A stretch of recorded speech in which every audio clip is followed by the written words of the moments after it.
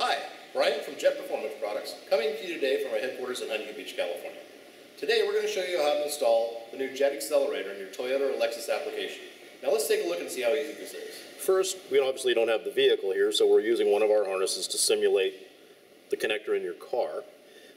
All these connectors have a small clip that you either push down or you unlock. In this case, right here, you take it and you push it down with your thumb and unplug it. So that'll be your stock wiring harness.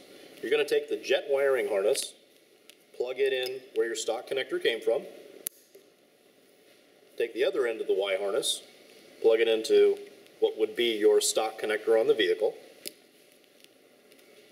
plug the large connector into the JET Xcelerator box, then you're going to put the controller right next to it, simply plug it in, make sure it clicks down. That's it. The installation's complete. It's simple as that. Start the car, make sure everything's working okay. Make sure you follow us at Instagram and Facebook at JetChip.